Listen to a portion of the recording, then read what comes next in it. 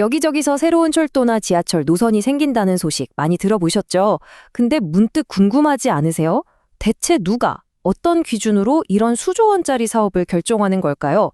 오늘 바로 그 거대한 공공 프로젝트가 승인되기까지의 아주 엄격하고 또 치밀한 과정을 한번 들여다보겠습니다. 자, 이 거대한 질문을 어떻게 해결하는지 한번 따라가 보죠. 먼저 문제의 핵심부터 짚어보고요. 정부가 사용하는 두 가지 핵심 도구, 제가 계산기와 심판관이라고 이름 붙여봤는데 이걸 살펴볼 겁니다. 그리고 이 도구들이 실제 승인 과정에서 어떻게 작동하는지, 마지막으로 이 모든 과정이 우리 삶에 왜 중요한지 차례대로 알아보겠습니다.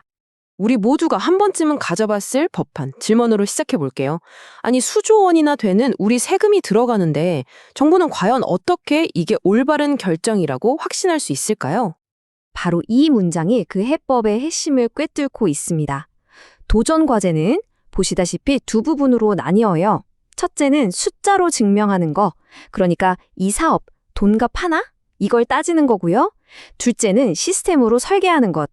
그래서 이걸 어떻게 안전하고 효율적으로 만들 건데, 이 질문에 답하는 거죠. 둘 다 정말 중요합니다. 그럼 첫 번째 과제부터 한번 볼까요? 바로 숫자로 설득하는 과정입니다. 여기서 등장하는 핵심 도구가 바로 경제성을 아주 냉정하게 따지는 계산기예요. 전문 용어로는 비용 편익 비율, 보통 BC 분석이라고 부릅니다. 아주 간단하고 직접적인 방법이에요. 이 사업에 들어가는 돈하고 그로 인해서 우리가 얻게 될 이익을 그냥 저울 위에 올려놓고 뭐가 더 무거운지 재보는 거죠. 이 모든 복잡한 계산이 결국에는 아주 간단한 규칙 하나로 딱 떨어집니다. B by C 비율이 1을 넘어야 한다는 것. 이게 무슨 뜻이냐면요. 1원 원을 투자했을 때 최소한 1원 이상의 가치는 돌려받아야 경제적으로 타당성이 있다는 뜻입니다. 만약 1보다 낮게 나오면요. 기본적으로는 탈락이라고 보시면 됩니다. 그럼 편익이랑 비용에 구체적으로 어떤 것들이 들어갈까요? 이게 재밌습니다. 편익적을 보면 단순히 지하철 요금 수입만 계산하는 게 아니에요. 사람들이 출퇴근하는 시간이 줄어드는 거, 교통사고가 감소하는 것 같은 사회 전체의 이익을 전부 돈으로 환산해서 더합니다. 반대로 비용 쪽에는요, 처음 짓는 돈뿐만 아니라 앞으로 수십 년간 들어갈 유지보수 비용까지 싹 다 포함시키는 거죠. 그런데 말이죠, 이런 큰 프로젝트가 단순히 돈 문제만은 아니잖아요. 우리 사람들, 그리고 우리가 사는 공동체에 관한 이야기이기도 하니까요. 바로 이 지점에서 두 번째 도구가 등장합니다. 경제성을 따지는 계산기가 모든 걸 해결해 주지는 못해요. 예를 들어 지역균형 발전이라던가 환경보호 같은 가치를 어떻게 돈으로만 따지겠어요? 불가능하죠. 그래서 우리에겐 심판관이 필요합니다. AHP 분석이라는 기법인데 이게 바로 숫자로 표현하기 어려운 이런 정성적인 가치들을 평가하는 역할을 맡고 있습니다. 이 AHP 분석은 꽤 체계적인 4단계로 이루어져요. 먼저 안전, 환경, 지역 균형 같은 평가 항목들을 정하고요. 그 다음 전문가들이 모여서 각 항목들을 서로 1대1로 비교하면서 뭐가 더 중요한지 판단합니다.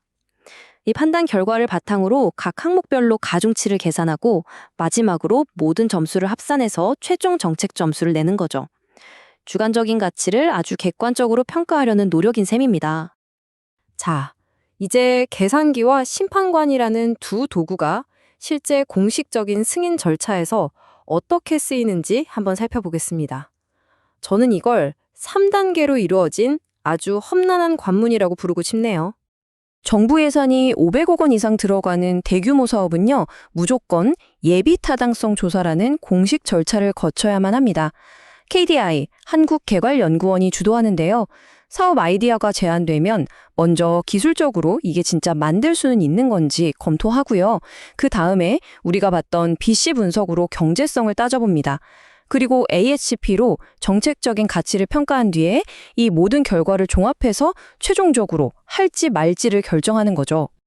최종 평가는 이 도넛 차트에서 보시는 것처럼 여러 요소를 종합해서 내려집니다. 딱 보시면 아시겠지만 경제성, 즉 BC 분석이 50%로 가장 큰 비중을 차지하죠. 하지만 이게 전부는 아닙니다.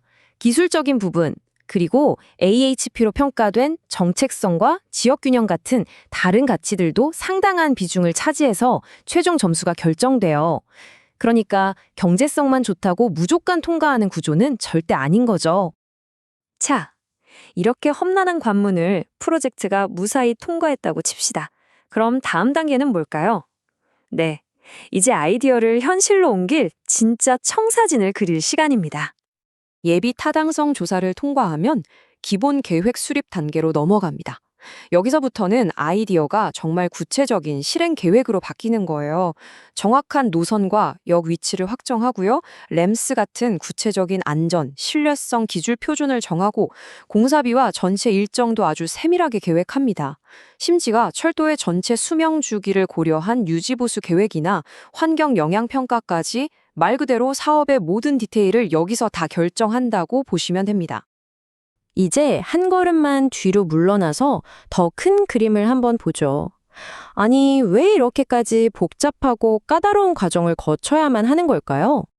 핵심은 이겁니다. 이 모든 복잡한 과정이 결국 우리 세금을 지키는 아주 중요한 안전장치라는 점이에요.